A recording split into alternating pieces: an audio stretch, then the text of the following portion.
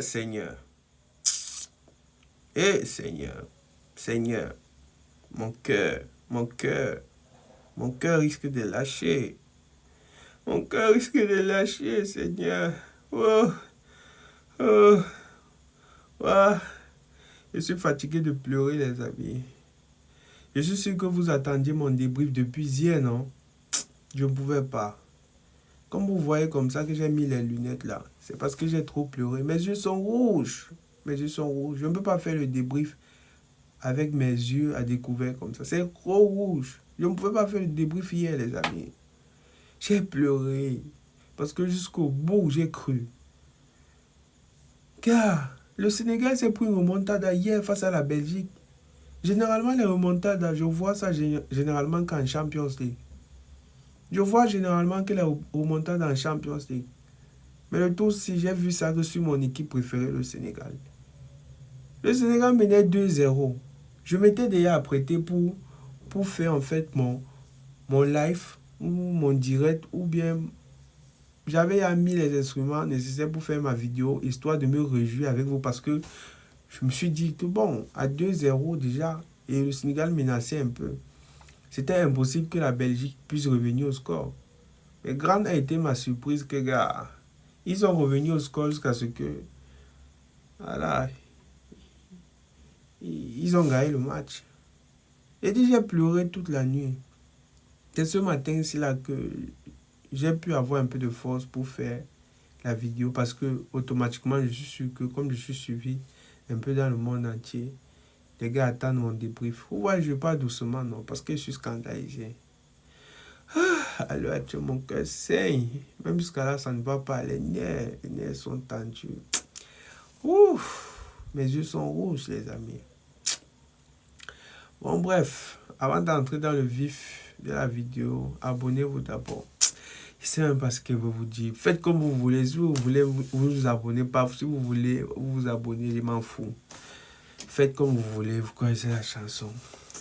Laissez-moi d'abord. J'ai seulement envie de parler. J'ai seulement...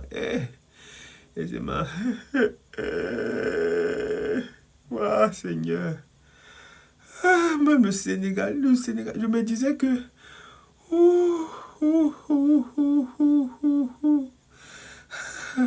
L'émotion revient. L'émotion revient. Je veux pas venir à faire la vidéo. J'ai pleuré hier. Aïe, aïe. Le Sénégal, qu'est-ce que vous nous avez fait? Le Sénégal s'est pris vrai remontada. Pourquoi aussi les équipes africaines sont comme ça? Pourquoi ils aiment se relâcher toujours vers la fin du temps réglementaire? Toutes les équipes africaines sont comme ça. Ils jouent très bien. Même le Congo l'a fait hier face à l'Angleterre. Le Congo hier a gagné son match face à l'Angleterre. Ils ont fait toutes les mêmes choses. Ils se sont fait égaliser et à la fin, ils ont encore pris le but de la victoire. Toutes les équipes africaines, ils perdent comme ça, pas parce qu'ils manquent en fait de talent ou bien ils manquent des niveaux dans cette compétition, à cause du manque de concentration. Pourquoi les coachs africains n'arrivent pas à gérer les fins de match des sélections nationales? Pourquoi les coachs africains n'arrivent pas à gérer les fins de match des sélections africaines? Pourquoi à chaque fois, on va toujours perdre alors qu'on joue bien? Si ça ne va pas, jouer le harambol. Tu es là, tu gagnes déjà, tu mènes déjà. Nous sommes bien vers la fin. Tu vois, l'équipe adverse est en train de presser. Joue le harambol. Joue le harambol. Tu veux jouer quel genre de ballon que les autres n'ont pas joué? Mais au moins, même tous les 10 joueurs, mais les 10 joueurs derrière qui viennent défendre, ils créent un mur. Tu veux faire comme si tu connais jouer le ballon plus que qui? Joue le harambol, on gagne, on quitte. Joue le harambol, on gagne, on quitte ça. Ah, c'est ça le problème des équipes africaines. Et aussi Moric Diaw, le gardien. Est-ce que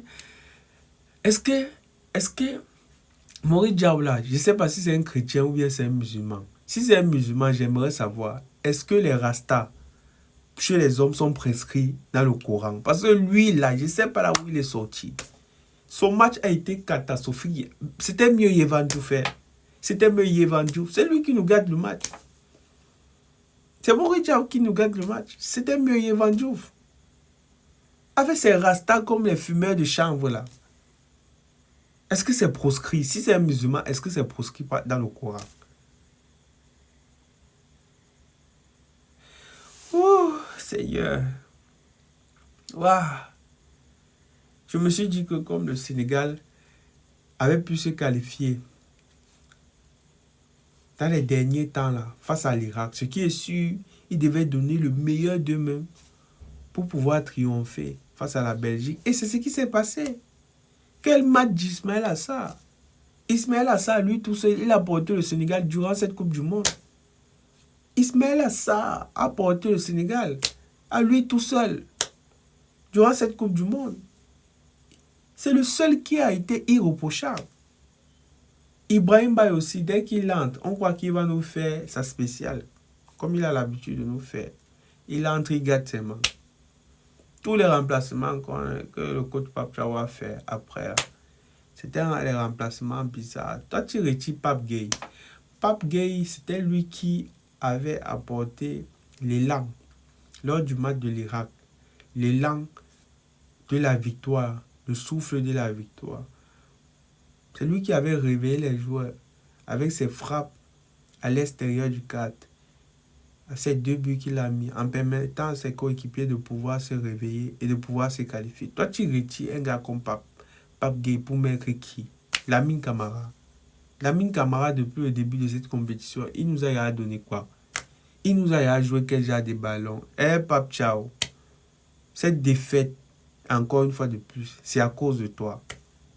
Tu nous sors Pape Gueye pour mettre Lamine Camara. Lamine Camara, depuis cette compétition, depuis le début de cette Coupe du Monde, il joue quoi? Il joue quoi? Bon, en fait, je sais pas, mon cœur fait mal.